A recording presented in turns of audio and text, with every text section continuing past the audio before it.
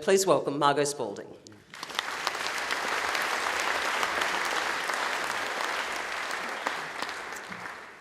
Hello everybody, thank you for that, Tracy. And hello to all the Bendigo folk who are here, and a very big welcome to Bendigo to all our visitors. I've been to Alumbra on many occasions and we've furnished all the foyer areas, but I've never stood up here, so it's very exciting. This afternoon I'm going to tell you a little bit about Jimmy Possum and some of the things that have happened in business since we started it, some of the lessons that I've learned in life, because I think pearls of wisdom are really important, a little bit about my fabulous family, and I'd love 5 minutes to talk about Believe in Bendigo at the end, but given that I've only got 30 minutes and a myriad of visuals, we'll see how we go with that. So, now, my clicker would work. Now, a funny thing is, our head of IT is here somewhere, and I joke that, no, I don't have to. I joke that I'd have to call on him. Jimmy was conceived and born in 1995. My husband and Alan and I had 4 kids at home. Alan and I are one of those families who I had 3, he had 3, and then we had 1. And she's the one in the red cardigan in the middle there, and she's always called herself the love child and tells all the others that she's the only one who really counts. And on the way in here, I saw my first husband walking in as well. So Ray Carrington is somewhere, so if you're sitting next to Ray, he's the dad of 3 of these fabulous kids as well. Alan and I were living in North Harcourt, which for those who are out of Bendigo, you will have probably driven through about 25k south of Bendigo. And we were living there because Alan had about his 17th midlife crisis and wanted to be a farmer. He wanted to be an alternate farmer, not just an ordinary farmer. So that's why we were living on the 40 acres. I was working at a regular mainstream furniture store in Bendigo for a few years at that stage. Now here we are in 2016 and I am 62, and I had a fabulous Tina Turner party when I turned 60. Our business now turns over millions of dollars. That's the shed at the top which we bought, built in Harcourt, and we actually begged $15,000 from the Bendigo Bank, and we still bank with them, and I know this great event is sponsored by NAB, but that's okay.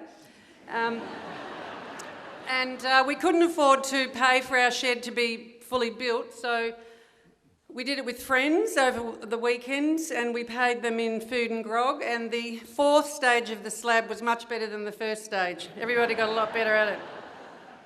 We manufacture our product here in Bendigo, and very proudly so, and we have 6 stores in Australia: Brisbane, Canberra, Sydney, a lovely small store here in View Street in Bendigo, and Cheltenham, and a new one in Richmond.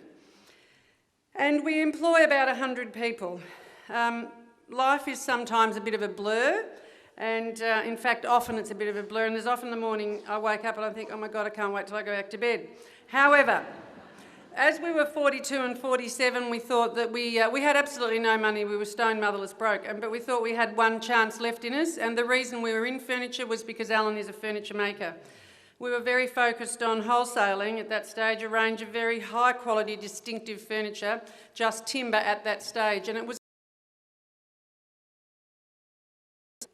it sounded pretty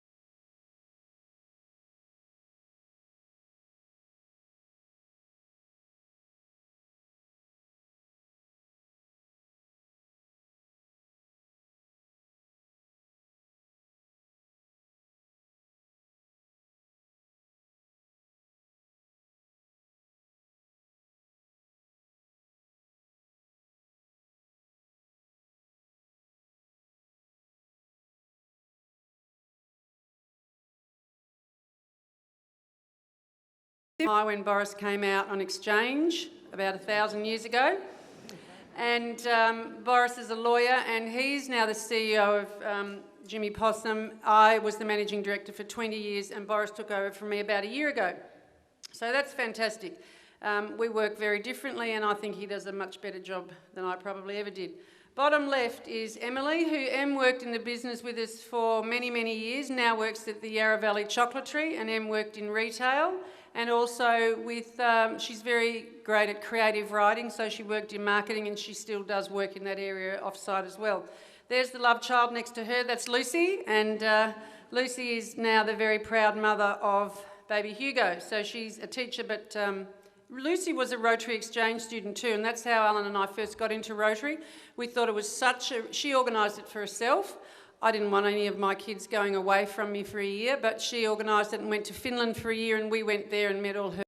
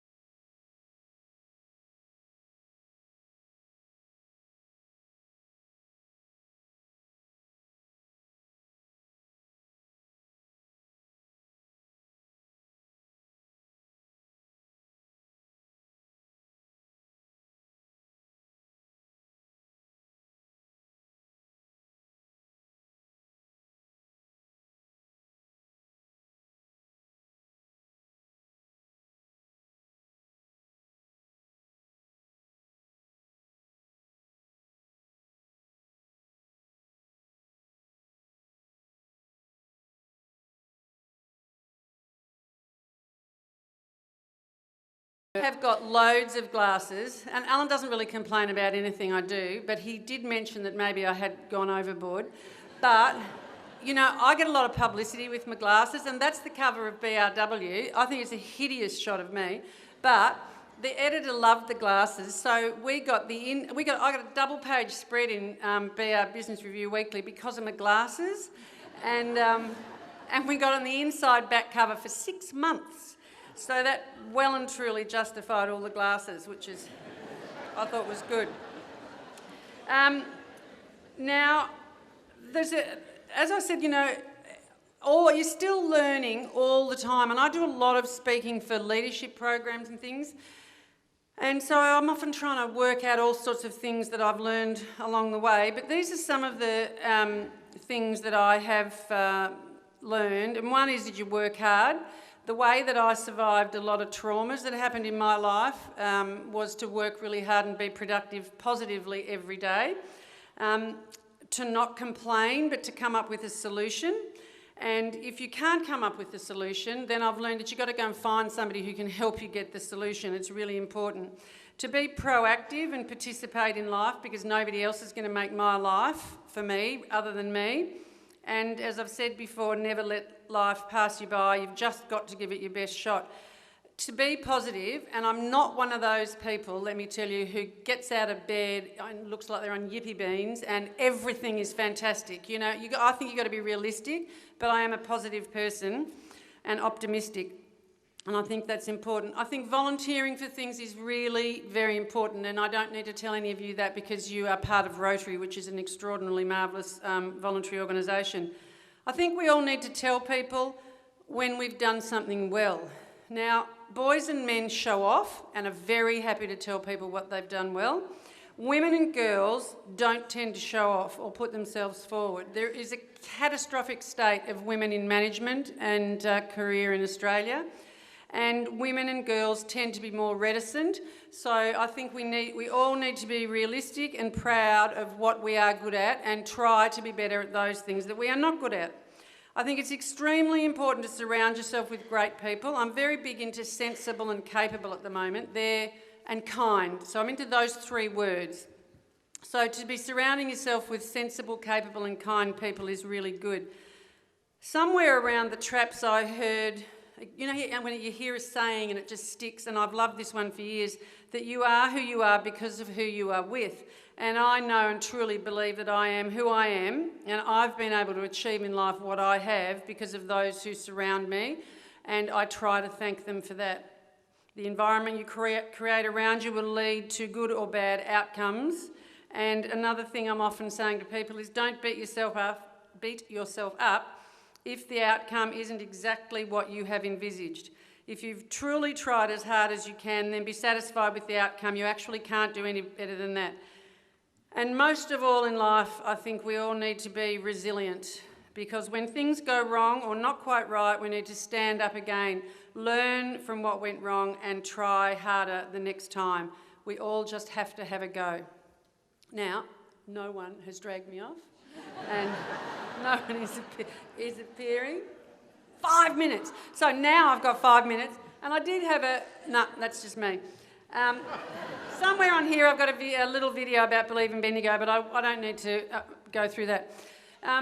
For those who don't know, Bendigo was under threat for the last couple of years with very ugly things that were happening with the opposition to a mosque which the council had approved, and rightly so.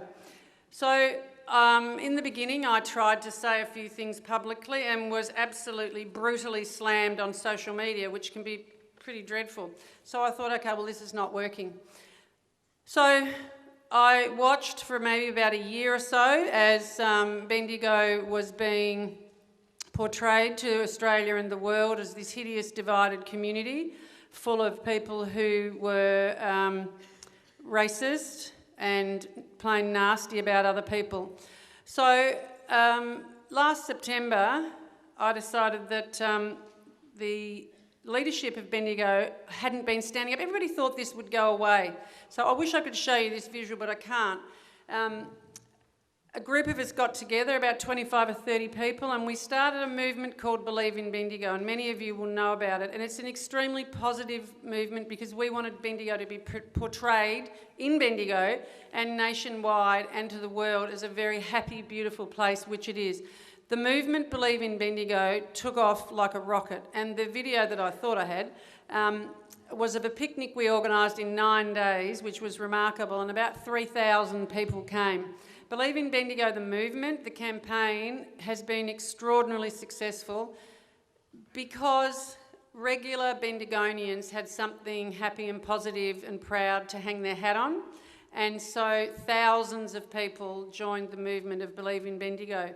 Last year it was exhausting, so we had a few weeks break over Christmas, and we're really ramping up again now. So Believe in Bendigo, the movement, is very prominent on Facebook for those who are Facebookers. If you're not, we'll very soon have a website. But I had a meeting yesterday with the Commissioner of the Victorian Multicultural Commission and the Manager of the Department of Multiculturalism and Citizenship, and they love Believe in Bendigo and what we stand for. So there's lots of great things going to be happening in Bendigo this year. There's lots of other groups who are doing wonderful things too. It's not all Believe in Bendigo. There's lots of wonderful people doing things. And one thing that we are trying to do so determinedly is to restore the reputation of Bendigo as simply the best place in the universe to live. And so that's what we're trying to do with Believe in Bendigo. So if you're wanting to know more about Believe in Bendigo for the time being, please follow us on Facebook or Twitter, which I'm not a really good Twitter person, but other people run that side of it. But yeah, we're having education programs and we're having events, and it's fantastic. So we're very proud of that. That's all I have to say. Thank you.